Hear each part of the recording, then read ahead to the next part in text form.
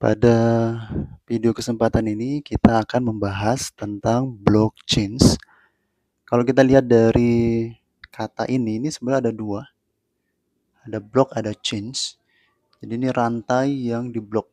Artinya sebuah pencatatan itu terjadi, kemudian terhubung, lalu ketika diblok, maka pencatatan itu tidak bisa diedit, tidak bisa dimanipulasi, atau istilah lain itu rollback, kembali kepada pencatatan sebelumnya tidak bisa.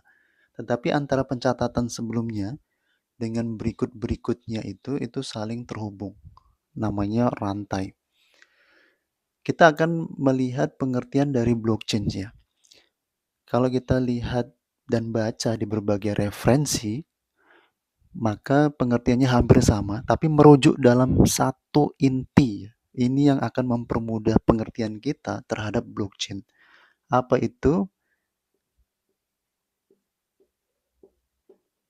Desentralisasi.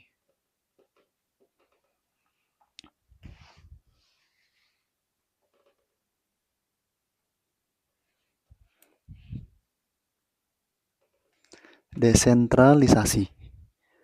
Jadi sebuah pencatatan yang dia itu desentralisasi. Artinya tidak memiliki pusat, tidak ada kewenangan sebuah otoritas, servernya tidak dikendalikan oleh perorangan atau perusahaan tertentu, maka disinilah desentralisasi yang tentu mengubah paradigma dari sebuah skema sentralisasi kepada yang dia terlepas dari sifat-sifat yang sentralisasi tadi, yang terpusat, yang dikendalikan, yang dikontrol. Maka ini pada intinya blockchain ini adalah desentralisasi. Karena sifatnya terbuka, publish, tidak terpusat, tidak dikendalikan, maka dia punya sifat. Pasti harus sifatnya ada karena tidak ada pihak tertentu yang mengendalikan itu. Maka ada namanya sifatnya peer-to-peer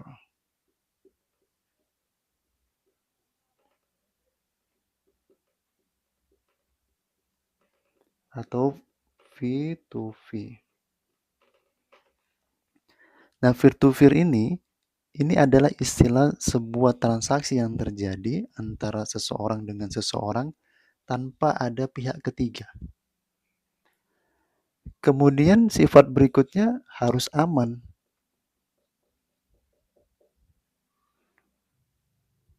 Karena tidak ada pengendali, dia harus aman.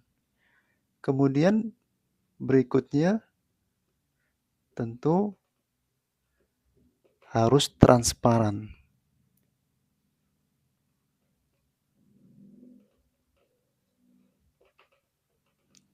Dan sifat-sifat yang lain yang dia harus desentralisasi. Jadi saya akan analogikan, walaupun ini mungkin tidak sesuai juga ya dengan blockchain, tapi ini mungkin untuk memudahkan pemahaman kita. Misalnya Venue Lovers, kita bayangkan sebuah kelas ya. Biasa kelas itu kan punya ketua, kemudian ada bendahara, staris, ada struktur kelas.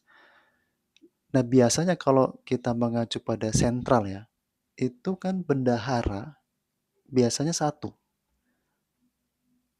Dia satu. Kalaupun memang ada tambahan, ya wakil bendahara. Itu beberapa orang saja, kan gitu. Nah, apa yang terjadi ketika bendahara cuma satu atau dua orang? Pencatatan itu bisa saja dimanipulasi. Pencatatan yang ada itu bisa saja direkayasa. Nah, tapi kita mengacu kepada blockchain yang desentralisasi, maka berarti semua orang yang ada di dalam kelas itu bisa menjadi bendahara. Atau orang yang di luar kelas lagi itu juga bisa jadi bendahara. Ketika itu terjadi, maka pencatatan itu pasti aman, pasti transparan, tidak ada manipulasi. Kalau ada satu orang yang ingin memanipulasi data, maka tentu kan orang-orang yang lain yang juga dia berstatus sebagai bendahara, maka dia juga akan bisa mengkoreksinya. Dia akan bisa tahu di mana salahnya. Maka itulah sifat dari blockchain kalau kita analogikan seperti itu. Itu untuk supaya dipahami. Pada intinya blockchain itu pencatatan secara desentralisasi. Maka kalau kita berbicara server yang dia berada nanti di node-node yang dia terhubung, maka kalau misalnya desentralisasi ini ada sebuah server, ini server, ini server, server, server, server, banyak server yang ini bisa ya secara publik, artinya server-server ini bisa disediakan perorangan, perusahaan siapapun dia bisa menjalankan skema transaksi yang ada di blockchain. Kalau dia sifatnya sentral maka server yang dikendalikan yang ada, server pusat. Kalau server pusatnya dia collab, hancur dan bagaimana yang terjadi seperti itu, maka selesai dari pusat ke wilayah, ke daerah, bahkan sampai nanti ke unit-unit, maka akan selesai ketika pusatnya itu bermasalah. Berbeda dengan sifat yang ada di blockchain teknologinya, karena dia servernya terbuka dan menyeluruh siapapun orang bisa menyediakannya, maka ketika satu selesai, masih ada yang lain.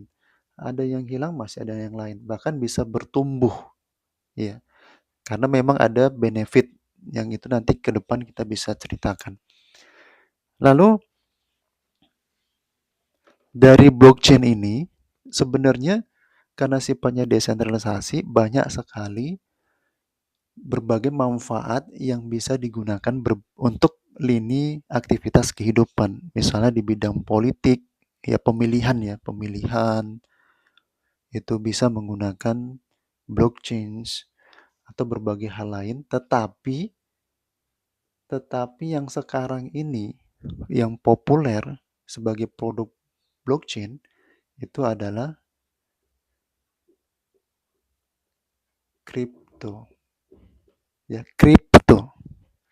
Nah, kripto ini adalah produk dari blockchain yang mengacu kepada sebuah aset ya. Yang aset di mana memang ini kalau kita lihat Bitcoin, nah Bitcoin itu merupakan salah satu produk blockchain pertama, makanya dia disebut dengan mother coin di tahun 2008 akhir lah, tahun 2009 awal yang mengatasnamakan kelompok atau grup Satoshi Nakamoto. Terciptalah namanya Bitcoin itu sebagai kripto pertama yang mengacu kepada pemecahan dari miner-miner untuk sebuah kriptografi ya.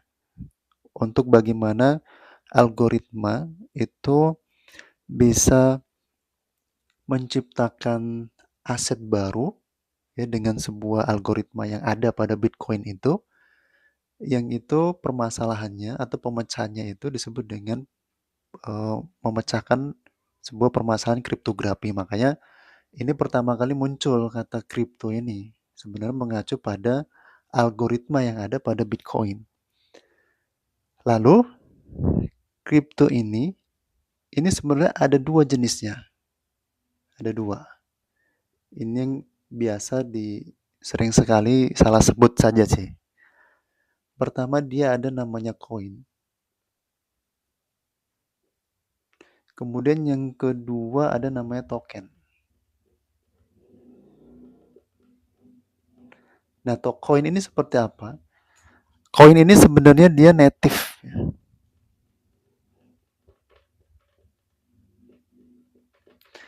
Native dari sebuah blockchain.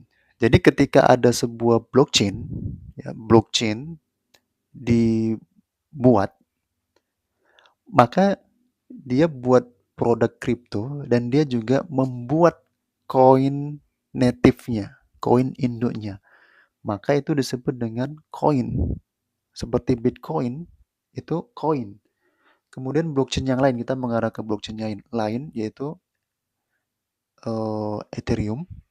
Nah, Ethereum itu disebut dengan koin Ethereum. Kemudian mengacu kepada yang lain, Binance. Binance itu koin karena dia menciptakan blockchain sendiri. Kemudian dari blockchain itu terciptalah induk atau aset utama. Maka itu disebut dengan koin. Kemudian kita lihat yang kedua, token. Token ini aset ya dari sebuah penciptaan blockchain yang dia bukan native coin. Artinya sebuah aset yang dia hidup di blockchain orang lain atau sebuah aset kripto yang dia diciptakan, dibuat atau hidup di blockchain baru yang dibuat.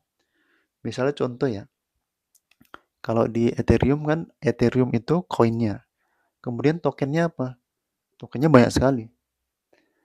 Kalau kita sebutkan misalnya ada YFI, bahkan USDT juga bagian dari tokennya Ethereum. Kemudian PP, ini kategori meme. PP, kemudian ada Ploki, banyak sekali lah. Kalau di Binance juga seperti itu. Di jaringan blockchain Bitcoin juga ada Bitcoin Cash dan sebagainya.